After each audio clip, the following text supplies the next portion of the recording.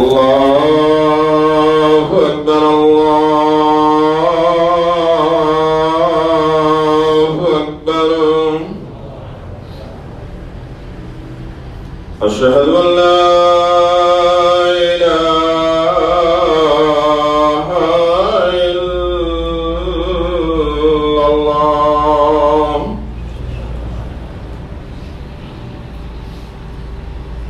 أشهد أن لا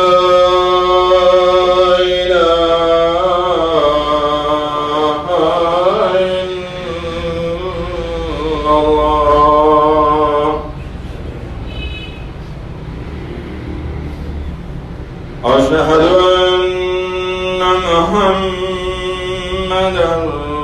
رسول الله.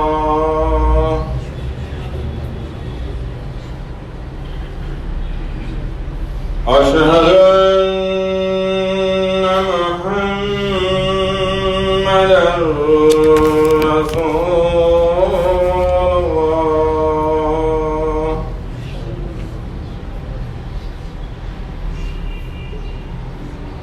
حي على الصلاة.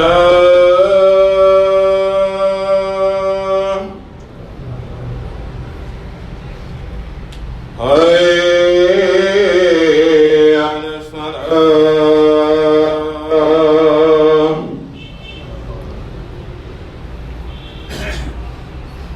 حي على الفلاح.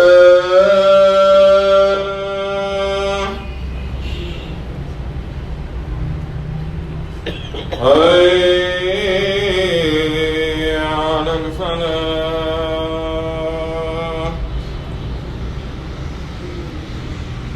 الله أكبر الله أكبر.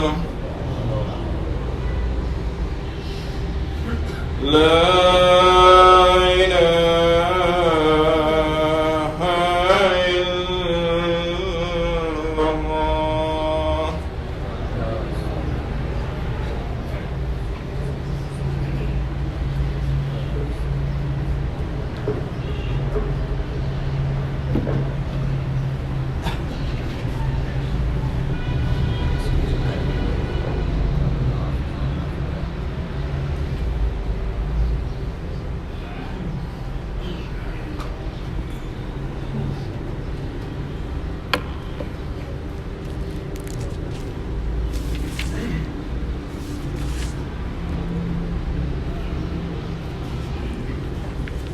الحمد لله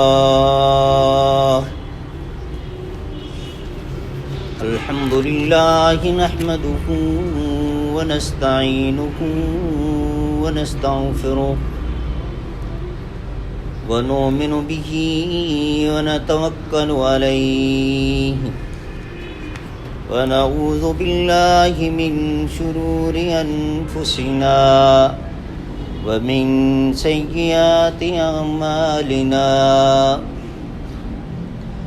من يهده الله فلا مضل له ومن يضلل فلا هادي له. وأشهد أن لا إله إلا الله وحده لا شريك له وأشهد أن محمدًا عبده ورسوله أرسله بالحق بشيرا ونذيرا وداعيا إلى الله بإذنه وسراجا منيرا. أما بعد فإن خير الحديث كتاب الله وخير الهدي هدي محمد صلى الله عليه وسلم وشر الأمور محدثاتها وكل محدثة بدعة وكل بدعة ضلالة وكل ضلالة في النار. من يطع الله ورسوله فقد رشد اهتدى ومن يعص الله ورسوله فقد ضل وغوى اللهم صل على محمد وعلى آل محمد كما صليت على إبراهيم وعلى آل إبراهيم إنك حميد مجيد اللهم بارك على محمد وعلى آل محمد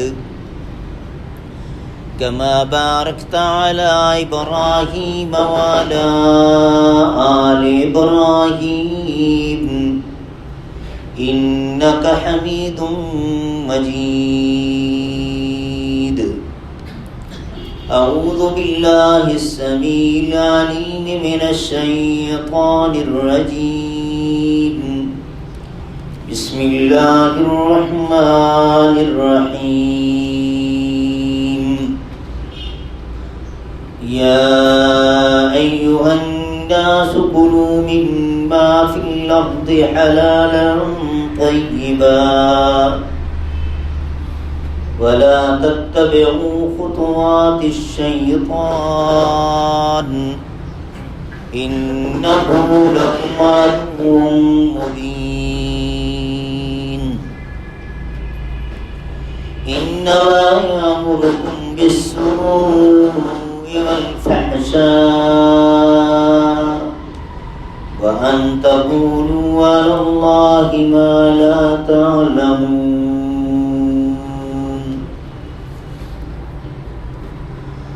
اللہ مالک الملک و ثنا اسی کے لیے تعریفات تسبیحات کبریائی اور بزرگی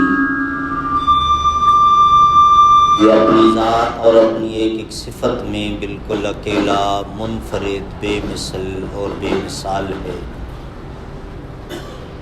اللہ کی طرف سے اللہ کے فرشتوں کی طرف سے اور ہم سب مسلمانوں کی طرف سے صلاۃ والسلام خاتم الانبیاء حضرت محمد مصطفیٰ صلی اللہ علیہ وسلم کی ذات اقدس پر جو اللہ کے آخری نبی اور رسول بن کر مبعوث ہوئے، اپنے مالک کا پسندیدہ دین اسلام اور آخری سچا آسمانی صحیفہ قرآن پاک ہم تلک منون پہنچا کر اس دنیا سے رخصت ہو گئے۔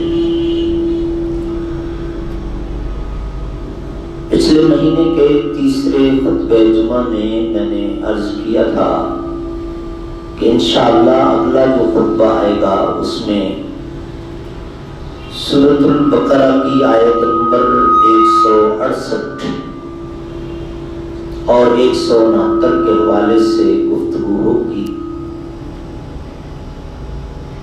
اور یہ آیت حلال اور حرام کی اہمیت اور اس قانون کو بیان فرما رہی ہے۔ یہ بڑا اہم موضوع ہے، بڑی توجہ سے سنیے گا۔ ہمارے خطبے کا وقت بڑا مختصر ہوتا ہے اور بہت ساری باتیں جو تفصیل طلب ہوتی ہیں مجھے ان کو مختصر کرنا پڑتا ہے، سمیٹنا پڑتا ہے۔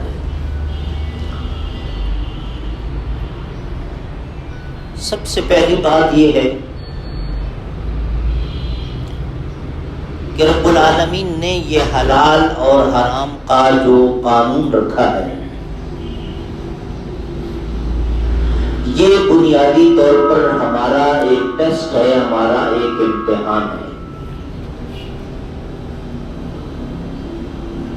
اس کے علاوہ کچھ نہیں۔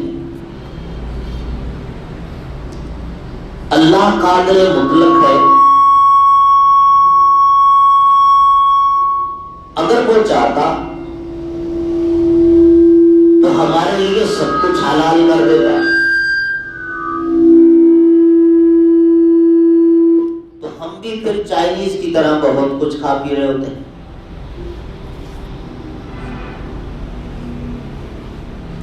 جن چیزوں کو اللہ نے ہمارے لیے حلال کیا ہے یا حرام کیا ہے، ان کے پیچھے بنیادی مقصد ہمارا امتحان ہے۔ آج سائنس، ٹیکنالوجی اور ریسرچ کا بڑا دورہ ہے، اور بہت سارے لوگ ٹھوکر کھاتے ہیں، بڑے پڑھے لکھے حضرات بھی آپ سنیں گے یہ کہہ رہے ہوں گے کہ جناب خنزیر حرام ہے، یہ اس لیے حرام ہے کہ اس کے گوشت میں یہ تاثیر ہے۔ جو شخص پگ کا گوشت کھانے کی عادت بنا لیتا ہے تو اس کی طبیعت میں، اس کے مزاج میں یہ ہو جاتا ہے۔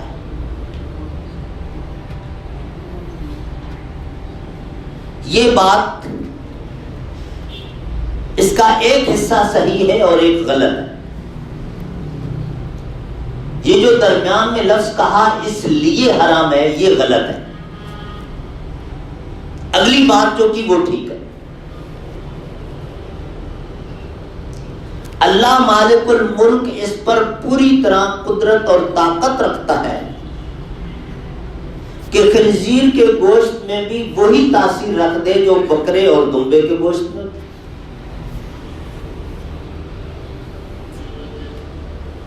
خنزیر کے گوشت میں یہ جو تاثیر آج میڈیکل ہمیں بتا رہی ہے، یہ از خود تو نہیں آ گئی، یہ اللہ نے رکھی ہے،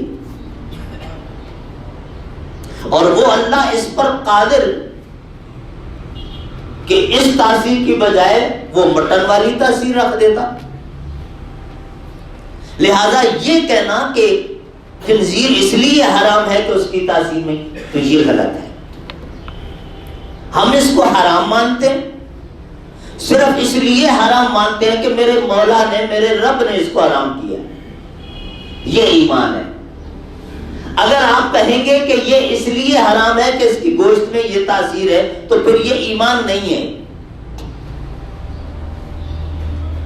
بڑا سخت جملہ ہے، لیکن غور کریں گے تو آسانی سے سمجھ آنے والا ہے کہ پھر آپ نے اس کو حرام کہا تو اللہ کا قانون سمجھ کے تو آپ نے حرام نہیں کہا، پھر تو اللہ کا قانون تو آپ نے نہ مانا، آپ فیل ہو گئے۔ لہذا یہ حرام ہے تو صرف اس لیے ہم اس کو حرام مانتے ہیں کہ میرے رب نے اس کو حرام کیا۔ اس کے بعد اس کے اندر کیا تاثیر ہے، کیا نہیں ہے، یہ سیکنڈری چیزیں۔ تو اللہ رب العالمین نے ہمارا امتحان لیا ہے، ایک لسٹ دے دی حلال اور ایک لسٹ دے دی حرام، اور اس پر پورا ایک قانون ہمیں دے دیا۔ اس قانون کو بیان کرنے سے پہلے ایک بڑی اہم بات یہ سمجھ لیجیے کہ آج ہم میں سے بہت سارے لوگ یہ گلہ کر رہے ہوتے ہیں، یہ شکوہ کر رہے ہوتے ہیں کہ جی میں نے اس پر بڑی دعائیں مانگی، بڑے نوافل پڑھے، بڑے تہجد پڑھے،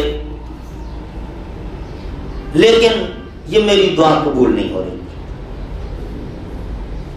بعض لوگ اپنے بچوں کے متعلق شکوہ کر رہے ہوتے ہیں، وہ جی میں نے تو بڑی محنت کر کے دن رات نہیں دیکھا، جہاں سے بھی ہو سکا ان کے خرچوں کا بندوبست کیا اور ان کو پڑھایا، لیکن نہ جانے یہ کیسے نکلے کہ آج میرے لیے وبال جان بنے گی۔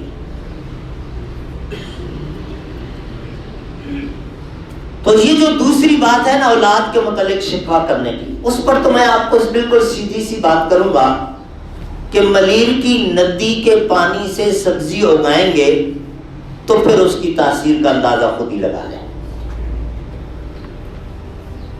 اور سب لوگ سمجھ گئے۔ جہاں تک بات ہے دعا قبول نہ ہونے کی، تو پیارے نبی صلی اللہ علیہ وسلم کی ایک حدیث ہے، صحیح بخاری اور صحیح مسلم میں موجود ہے. اس میں اللہ پیارے نبی صلی اللہ علیہ وسلم نے یہ فرمایا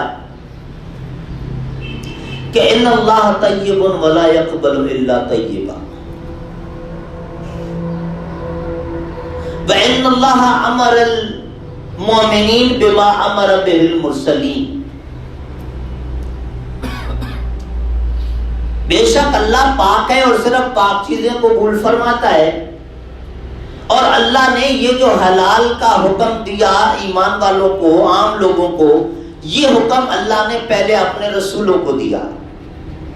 فقال یا ایھا الرسل کلوا من الطیبات واعملوا صالحا، اے میرے رسولو حلال کھانا اور نیک عمل کرتے رہنا. وقال تعالی یا ایھا الذین آمنوا کلوا من طیبات ما رزقناکم، پھر اللہ نے یہی حکم اپنے مومن بندوں کو دیا کہ اے ایمان والو وہ حلال چیزیں کھانا جو ہم نے تمہیں عطا فرمائی. ثم ذکر الرجل، اس کے بعد پیارے نبی صلی اللہ علیہ وسلم نے ایک بندے کی مثال دی. یطیل السفر، جو لمبا سفر طے کر کے مسجد میں آتا ہے. اشعث اغبر، اس کے بال بکھر جاتے ہیں اس سفر کے دوران، جسم پر ڈسٹ پڑ جاتا ہے، غبار آلود ہو جاتا ہے.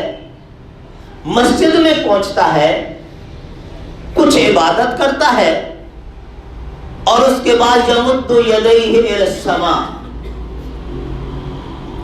اپنے ہاتھ آسمانوں کی طرف پھیلاتا ہے، یا رب یا رب یا رب یا رب، اور دعائیں کرتا ہے. اللہ مجھے یہ دے دے، اللہ مجھے اس سے بچا لے، اللہ میری یہ خواہش، اللہ میری یہ تمنا، اللہ یہ میری التجا، اللہ یہ میری درخواست، یہ اپنی دعائیں کر رہا ہوتا ہے. وَمَطْعَمُهُ حَرَامٌ، حالانکہ اس کا کھانا حرام کا. وَمَشْرَبُهُ حَرَامٌ، اس کا پینا حرام کا. وَمَلْبَسُهُ حَرَامٌ، اور اس کا لباس حرام کا. وَغُذِّيَ بِالْحَرَام، اور حرام ہی سے پلا پوسا، دن رات اس کی خورد و نوش حرام سے چل رہی ہے. فَأَنَّى يُسْتَجَابُ لِذَلِكَ، تو اللہ اس کی دعا کیوں قبول کرے گا؟ یہ کتنا بڑا نقصان ہے کہ انسان کی کوئی دعا قبول نہیں ہو رہی، اس کی کوئی عبادت قبول نہیں ہو رہی. جب پیٹ کے اندر حرام کا لقمہ ہے، جسم کے اوپر ستر پوشی کے لیے حرام کا لباس ہے، تو اللہ اس کی عبادت نہیں قبول کر رہا، اس کی دعا قبول نہیں کر رہا، رب کی رحمت سے دھتکار دیا گیا. اچھا، یہ ہے اہمیت. جب تک ہم اپنا کھانا پینا، لباس، اپنی آمدنی، اپنا رزق، اپنی روزی حلال نہیں بنا لیتے، اس وقت تک برکتیں بھی نہیں آئیں گی، دعائیں بھی قبول نہیں آئیں گی. اب جو شخص چاہتا ہے کہ اس کی ایک ایک عبادت اور ہر دعا قبول ہو جائے، بہت سارے کرنے کو کام ہے، لیکن سب سے پہلا کرنے کا کام یہ ہے اپنے عقیدے کی درستگی کے بعد کہ اپنی خورد و نوش حلال کی بنا لے. یہ عزم کر لے کہ میں حلال کھاؤں گا، 3 وقت کا کھانا نہیں مل رہا حلال سے، 1 وقت کا کھا کے 2 وقت بھوکا رہ لوں گا، لیکن حرام نہیں کھاؤں. بھوک برداشت ہے، لیکن اللہ کے قانون کو توڑنا گوارا نہیں ہے. یہ ٹیسٹ آ سکتا ہے، یہ امتحان آ سکتا ہے. بندہ یہ عزم کرے اور قدم بڑھائے، پھر مدد ادھر سے آتی ہے۔ ایسا نہیں کہ اللہ تعالیٰ اس کو 2 وقت بھوکا رکھے گا اور 1 وقت کھانا دے گا۔ آپ لوگوں نے وہ واقعہ سنا ہوا ہوگا، بہت ساری کتابوں میں ذکر کیا گیا، سندن جیسا بھی ہے، کہ موسیٰ علیہ السلام کو جب اللہ تعالیٰ نے کوہ طور پر بلایا اپنی ملاقات کے لیے، اب راستے میں دل میں خیال آیا نہ جانے کتنے دن لگ جائیں، اللہ نے بلایا ہے اور پھر جب اللہ چھٹی دے گا اسی وقت واپس آ سکوں گا، کتنا وقت گزرتا ہے، بیوی بچوں کی لک آفٹر کون کرے گا؟ اب یہ طبیعی بات ہے کہ انسان کے دل میں فکر تو ہوتی ہے کہ ان کی دیکھ بھال، ان کی خوراک، ان کی ضروریات کون پوری کرے گا۔ اب اس وقت یہ ATM، ڈیبٹ کارڈ اور کریڈٹ کارڈ اور یہ تو تھے نہیں کہ وہ دے دیا جب چاہیں آپ پیسے نکال لیجئے گا، محنت مزدوری کر کے اپنا دال روٹی بنانا ہوتا تھا۔ تو یہ فکر لاحق ہو گئی۔ اب اللہ علیم بذات الصدور ہے، موسیٰ علیہ السلام کے دل اور دماغ میں جو فکر اور جو جذبات چل رہے ہیں وہ اللہ جانتا ہے۔ اللہ تعالیٰ نے موسیٰ علیہ السلام کو حکم دیا کہ یہ پتھر پڑا ہے، ذرا موسیٰ اس کو لاٹھی مارو۔ موسیٰ علیہ السلام نے لاٹھی ماری، تھوڑا سا وہ ٹوٹا، فرمایا دوبارہ مارو، پھر تھوڑا سا ٹوٹا، فرمایا پھر مارو، تیسری مرتبہ مارا، اب وہ 2 پیس ہوا۔ جب 2 ٹکڑے ہوا تو اس کے اندر سے ایک کیڑا نکلا اور پھڑپھڑانے لگا، بڑی تیزی سے حرکت کرنے لگا۔ موسیٰ سنو یہ کیا کہہ رہا ہے۔ موسیٰ علیہ السلام نے کان لگائے اور اللہ تعالیٰ نے اس وقت موسیٰ علیہ السلام کو اس کیڑے کی بات سمجھنے کی صلاحیت دے دی، تو وہ کہہ رہا تھا سبحان الذی خلقنی ورزقنی ولم ینسانی، میں اس رب کا کیسے شکر ادا کروں جس نے مجھے پتھر کے پیٹ میں بھی نہیں بلایا اور مجھے برابر کھلاتا پلاتا رہا۔ موسیٰ علیہ السلام کو کہیں جھٹکا لگا کہ اگر یہ کیڑا بھوکا پیاسا نہیں تو انشاءاللہ میرے بیوی بچے بھی بھوکے پیاسے نہیں مریں گے۔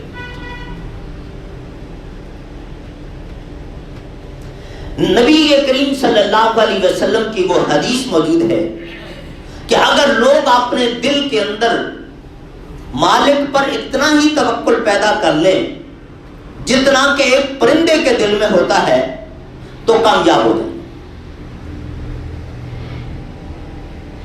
پرندے نے جتنا اللہ پر توکل کیا ہوا ہے اگر اتنا انسان بھی کر لے تو کامیاب ہو جائے گا۔ اب یہ بات آپ صلی اللہ علیہ وسلم نے فرمائی، اس پر ذرا غور کریں، بہت بڑا سبق دیا پیارے نبی صلی اللہ علیہ وسلم کہ یہ پرندہ تمہارے سامنے اس کا گھر ہے، چند دن کے ہیں، اور اس میں کوئی آپ کو آٹے کی بوری نہیں ملے گی، چاول کی تھیلی نہیں ملے گی، کوکنگ آئل نہیں ملے گا، شوگر نہیں ملے گی، کوکنگ آئل نہیں ملے گا، کچھ نہیں ملے گا۔ چند دن کے ہیں، یہ اس کا گھر ہے۔ اس کے پاس کوئی فیکٹری نہیں ہے، کوئی مل نہیں ہے، کوئی آفس نہیں ہے، کوئی زمین نہیں ہے کھیتی باڑی کے لیے، کوئی اس کے پاس بزنس ایڈمنسٹریشن کی ڈگری نہیں ہے، انجینئرنگ کی ڈگری نہیں ہے، میڈیکل کی ڈگری نہیں ہے، کچھ نہیں ہے اس کے پاس، ان پڑھ، نہ جانے کہاں جاتا ہے، پیٹ بھر کے آتا ہے اور اپنے بچوں کے لیے بھی لے آتا ہے۔ تو اگر وہ پرندہ، اب پرندے بھی مرتے رہتے ہیں، کیڑے مکوڑے بھی مرتے رہتے ہیں، لیکن بھوک سے کبھی کوئی نہیں مرے گا، کسی اور وجہ سے مرے گا۔ انسان نے اس کو اپنے پاس پابند کر لیا اور خوراک نہیں دی تو اب وہ بھوک سے مر سکتا ہے، جیسے وہ بلی کا واقعہ پیارے نبی صلی اللہ علیہ وسلم نے اس عورت کے لیے وہی سنائی تھی۔ جب تک یہ آزاد ہے، کسی کی کسٹڈی میں نہیں ہے، یہ اللہ کی مخلوق جس طرح اللہ نے اس کو پیدا کیا، وہ فطری اس نظام پر ہے، بھوک سے کوئی چیز نہیں مرے گی، وہ اللہ تعالیٰ خود دینے والا ہے، کسی اور وجہ سے مر سکتی ہے، رزق اس کا برابر اس کو ملے گا۔ یہ توکل اگر ہم اپنے دل میں پیدا کر لیں، کامیاب ہو جائیں گے۔ اب آگے چلیے، اللہ رب العالمین نے یہ جو قانون رکھا ہے اس میں ایک لسٹ حلال کی، ایک ہے حرام کی، اور سورۃ النحل میں وہ آیت آئے گی جس میں اللہ تعالیٰ نے حلال کھانے کا حکم دیا، یا ایھا الذین آمنوا کلوا من طیبات ما رزقناکم ولا تطغوا فیہ، کہ اس میں حد سے تجاوز نہ کرنا۔ یہ اصول سمجھنے کی ضرورت ہے۔ یہاں جو اللہ تعالیٰ نے فرمایا یا ایھا الناس کلوا مما فی الارض حلالا طیبا، حلال بھی کہا، طیب بھی کہا، اور اس کے بعد کہا شیطان کی باتوں میں نہ آنا، یہ تمہارا بہت بڑا دشمن ہے۔ تو اصول یہ ہے کہ صرف حلال حرام کی طرف نہیں جانا، پہلا حکم یہ ہے۔ اچھا، اب اس میں ہمارے ساتھ کچھ مسائل ہو گئے۔ ڈاکٹر کے پاس آپ گئے، اپنی بیماری بتائی، ڈاکٹر صاحب نے آپ کا ٹریٹمنٹ لکھا، پریسکرپشن سلپ آپ کے ہاتھ میں آئی، تو آپ نے دیکھا کہ اس میں ایک آئٹم لکھا ہوا ہے 300 millilitre black wine once a day.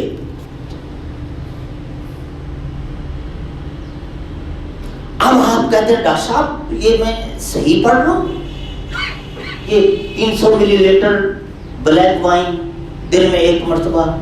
G doctor صاحب میرا مطلب ہے میں مسلمان ہوں، تو یہ تو حرام ہے نا۔ ڈاکٹر صاحب کہتے ہیں میں کون سا یہاں کافر بیٹھا ہوں، میں بھی تو مسلمان ہوں، اور میں کون سا تمہیں نشے کے لیے دے رہا ہوں، میں تو تمہیں تمہاری اس بیماری کے علاج کے لیے دے رہا ہوں۔ اب یہاں ڈاکٹر صاحب مفتی صاحب بھی ہو گئے۔ یہ کیوں ہوا کہ ہم نے اس کو سارا میڈیکل تو پڑھایا، مسلمان نہیں بنایا، اسلام کے پرنسپلز نہیں بتائے۔ تو یہ اپنے ڈاکٹروں کی طرف سے اوٹ پٹانگ آپ چیزیں سن رہے ہوں گے کہ بیچارے اس طرف سے بالکل بلینک پیپر ہیں۔ اگر ساتھ ساتھ انہوں نے یہ شریعت بھی پڑھی ہوتی تو وہ کبھی آپ کو نہ کہتے، بڑے آرام سے آپ کو کہہ دیں گے اچھا بچے کی آنکھ بہ رہی ہے، سرما نہیں لگائیں گے آپ بھی کہیں گے ڈاکٹر صاحب نے منع کر دیا نہیں لگانا۔ یہ میرے ساتھ ذاتی طور پہ ہو چکا ہے۔ آج سے 25-26 سال پہلے میری بچی اور ڈاکٹر کے پاس، ڈاکٹر نے کہا، میں نے کہا ڈاکٹر صاحب کوئی اور بات کریں، یہ تو ہم کریں گے۔ اب وہ سمجھ بہت سمجھدار تھے، کہنے لگا جی وہ آپ نے جو کچھ پڑھا آپ اپنے طور پہ ٹھیک ہے، لیکن ہماری میڈیکل تو یہ کہتی ہے، لیکن پریشان نہ ہو، یہ 2-4 مہینے میں ٹھیک ہو جائے گی۔ تو یہ ہوتا ہے، ڈاکٹر صاحب نے نہیں پڑھا ہوا اس لیے وہ آپ کو کہے گا۔ ایمان پختہ کر کے آپ حلال پہ رہیں اور سنتوں پر رہیں جو رسول اللہ نے سنتیں دی ہیں، پھر کوئی نقصان نہیں۔ اور اس راستے میں اگر موت بھی آ گئی تو کامیاب موت ہے۔ کون آب حیات کی کر آیا ہے؟ مرنا تو سب نہیں ہے، آج نہیں تو کل، کل نہیں تو پرسوں۔ اللہ کا نافرمان بن کے کیوں مرے؟ رب کی فرما برداری میں مرے۔ امام ابن قیم رحمہ اللہ، ان کی ایک کتاب ہے طب نبوی، اس کا شارٹ ورژن بھی ہے اور اردو میں ترجمہ بھی موجود ہے، ذرا پڑھیے گا۔ امام صاحب نے ایک جگہ پہ بڑی زبردست بحث کی ہے اسی آیت کو بیس بنا کر۔ یہ جو نبی صلی اللہ علیہ وسلم کی حدیث ہے کہ لکل داء دواء، ہر بیماری کا علاج ہے. تو انہوں نے اس کی وضاحت کی کہ ہر بیماری کا علاج حلال لسٹ میں موجود ہے. جو چیزیں اللہ تعالیٰ نے حلال کی ہیں نا ان میں موجود ہے. جو چیز حرام ہے اس میں کبھی خیر نہیں ہو سکتی ہے. پھر شیطان جھٹکا دیتا ہے، کہتا ہے جی نہیں وہ بات آپ یہ کہہ رہے ہیں لیکن فلاں نے تو وہ ڈاکٹر صاحب کے کہنے پر 1 ہفتہ تک بلیک وائن ڈیلی پیا تو وہ تو ٹھیک ہو گیا. تو بڑی سادہ سی مثال دوں گا. خانہ کعبہ کے اندر 360 بت رکھے ہوئے تھے مشرکین مکہ نے. سر درد کے لیے الگ خدا، پیٹ درد کے لیے الگ خدا، بیٹا چاہیے تو اس کے لیے الگ خدا، بیٹی چاہیے تو اس کے لیے الگ خدا. اور وہ ان سے مانگ رہے تھے اور سب کو مل رہا تھا. بیٹے بھی مل رہے تھے، بیٹیاں بھی مل رہی تھی، شفا بھی مل رہی تھی، سب کچھ ہو رہا تھا. تو کیا ان کو وہ بت دے رہے تھے؟ دے تو اللہ رہا تھا، بس ان پر ٹیسٹ آیا اس میں وہ فیل ہو گئے. بت نہیں دے رہے تھے. بالکل یہ بھی اسی طرح ہے کہ حرام چیز اس نے کھائی اور اس کو شفا مل گئی.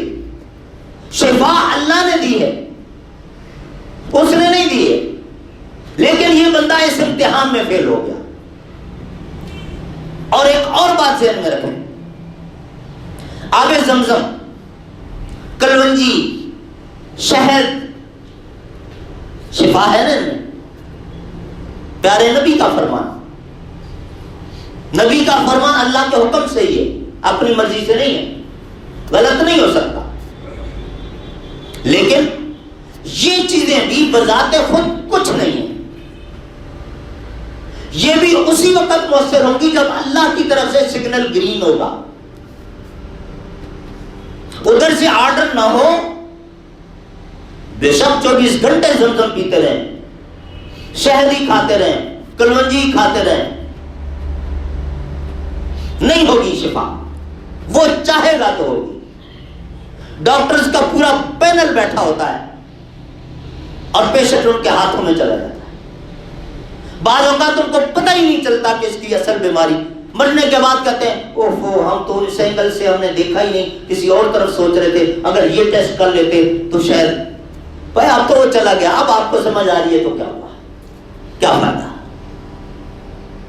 اور پھر ڈاکٹر خود کیوں مر جاتا ہے؟ اگر ایسی بات ہوتی تو ڈاکٹر خود بھی تو مرتا ہے. نہ ان چیزوں میں ٹیبلٹ، کیپسول، انجیکشن، سرجری، اور نہ ڈاکٹر کیا، یہ اس مالک کے اپنے پاس ہے. یہ دوائی جو ہم کرتے ہیں، علاج جو ہم کرتے ہیں، یہ بھی اس لیے کرتے ہیں کہ خود حکم ہے رب کا، شریعت کا حکم ہے، اس لیے ہم کرتے ہیں. اگر اللہ کا حکم نہ ہوتا تو کوئی دوائی ہم نہ لیتے. میڈیسن لیں گے، ٹریٹمنٹ اپنا کروائیں گے، لیکن عقیدہ یہ رکھیں گے کہ شفا اس وقت مجھے ملے گی جب میرا رب چاہے گا. تو اس دوائی کے ساتھ ساتھ اپنے رب سے دعا کریں. حرام چیز میں خیر نہیں ہو سکتی. حرام سے شفا ڈھونڈنا چاہے نہیں مل سکتی. حلال چیزوں میں کوئی نہ کوئی آئٹم ایسا موجود ہے جس میں آپ کی اس بیماری کا علاج ہے. اب وہ آپ نے ڈھونڈنا ہے، اس پر ریسرچ چاہیے، تحقیق چاہیے. اب یہ پچھلے 3-4 سالوں سے مورنگا سواننا جس کو آپ کہتے ہیں، اس کے متعلق بڑا سوشل میڈیا پہ بھی آیا اور سارا. ایک حکیم صاحب بھی کہہ رہے تھے کہ 300 بیماریوں کا علاج اس میں. عام لوگ سمجھتے ہیں بس ایک درخت ہے، لیکن اس کے پتوں میں اور 300 بیماریوں کا علاج. آپ لوگوں کو پتہ ہی نہیں. جب تحقیق کریں گے تو بہت ساری چیزیں آپ کو ملے گی. تو صرف حلال سے شفا تلاش کرنی ہے، حرام کی چیز سے نہیں. بالکل اسی طرح سورۃ الاعراف میں آیت نمبر 31 اور 32 آئے گی، تو اس میں حلال خوراک کے علاوہ زیب و زینت ان کا بھی ذکر کر دیا گیا. اور باقی جو ضروریات ہیں، انسان کو گھر چاہیے مثلا. اب وہ دل تو چاہتا ہے ڈی ایچ اے میں ہو، لیکن اپنی جو ریسورسز ہیں وہ نہیں ہو رہی، تو اس کا مطلب یہ نہیں ہے کہ وہ چوری کرے، ڈاکے مارنے شروع کر دے، رشوت لے، سود کا لین دین شروع کر دے، اس طرف نہیں جا سکتا۔ حلال سے اگر مل گیا الفبہا، نہیں ملا تو یہ ڈی ایچ اے کیا ہے، اللہ تعالیٰ جنت میں اس سے کہیں بڑے مال دے گا۔ یہ عقیدہ بنائے، حرام کی طرف نہ جائے۔ اسی طرح اس میں زیب و زینت کا بھی ذکر کیا۔ آرٹیفیشل طریقے سے آپ خوبصورت بننا چاہتے ہیں، مردوں نے عورتوں نے سب نے الگ الگ چیزیں بنا لی ہیں۔ اللہ نے مرد کو حسن دیا ہے داڑھی سے، اپنے آپ کو کہتے ہیں وہ نبی کا عاشق ہوں، اور نبی سے خوبصورت کوئی نہیں تھا، حضرت محمد صلی اللہ علیہ وسلم سب سے زیادہ خوبصورت تھے، تو آپ صلی اللہ علیہ وسلم داڑھی کے ساتھ خوبصورت تھے یا بغیر داڑھی کے خوبصورت تھے؟ یہ شیطان کا بہکاوا ہے۔ تو اس پر ہماری تفصیل سے بات ہوگی انشاءاللہ تعالیٰ، لیکن آج کے خطبے کا لب لباب یہ ہے کہ اللہ رب العالمین نے جو حلال اور حرام کا قانون رکھا ہے صرف ہمارے امتحان کے لیے رکھا ہے، ورنہ اللہ تعالیٰ چاہتا تو سب کچھ حلال کر دیتا۔ ایک بات۔ دوسری بات کہ اگر ہم حرام سے نہ بچے، وہ حرام خوراک ہو، حرام لباس ہو، حرام مشروب ہو، حرام گھر ہو، حرام گاڑی ہو، کچھ بھی، تو اس میں پھر بندہ اللہ کی رحمتوں سے دور ہو جائے گا، نہ دعائیں قبول ہوں گی نہ عبادات قبول ہوں گی۔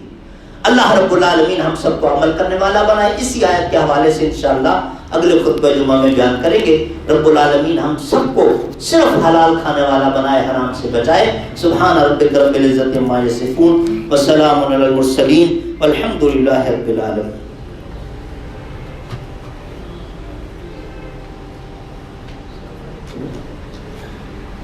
الحمد للہ نحمده ونستعینه ونستغفره ونؤمن به ونتوکل علیہ ونعوذ باللہ من شرور انفسنا ومن سیئات اعمالنا، من یهده اللہ فلا مضل له ومن یضلل فلا هادی له، واشهد ان لا الہ الا اللہ وحدہ لا شریک له، واشهد ان محمدا عبدہ ورسولہ۔ اللهم صل على محمد وعلى آل محمد كما صليت على إبراهيم وعلى آل إبراهيم إنك حميد مجيد۔ اللهم بارك على محمد وعلى آل محمد كما باركت على إبراهيم وعلى آل إبراهيم إنك حميد مجيد۔ یہ زہیر صاحب کی طرف سے ایک پرچی آئی ہے کہ ان کی والدہ کی طبیعت خراب ہے، بیمار ہیں، تو ان کی صحت کے لیے دعا کرنے کی انہوں نے درخواست کی ہے۔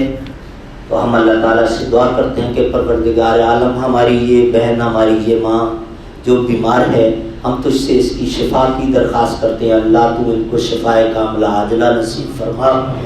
اللہ ان کے علاوہ ہمارے اور عزیز و اقارب، دوست، احباب، پڑوسی جتنے بھی بیمار ہیں، ہم سب کے لیے تجھ سے التجا کرتے ہیں، تو سب کو اپنے خاص فضل و کرم سے شفائے کاملہ اور عاجلہ نصیب فرما۔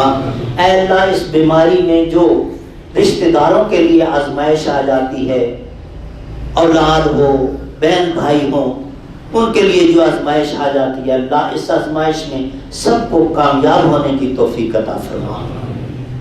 اے اللہ، ہماری جتنی بھی پریشانیاں ہیں تو خود جانتا ہے، اللہ ہماری ہر پریشانی کو دور فرما۔ جو مقروض ہیں اللہ، ان کے قرضوں کی ادائیگی کی سبیل پیدا فرما۔ جو بے اولاد ہیں اللہ، تو ان کو نیک اور صالح اولاد عطا فرما۔ جن کو تو نے اولاد عطا کی ہے اللہ، اس اولاد کو صدقہ جاریہ بننے والی اولاد بنا۔ ربنا ظلمنا انفسنا وان لم تغفر لنا وترحمنا لنكونن من الخاسرین۔ ربنا آتنا فی الدنیا حسنۃ وفی الآخرۃ حسنۃ وقنا عذاب النار۔ ربنا لا تؤاخذنا ان نسینا واخطأنا، ربنا ولا تحمل علينا إصرا كما حملته على الذين من قبلنا، ربنا ولا تحملنا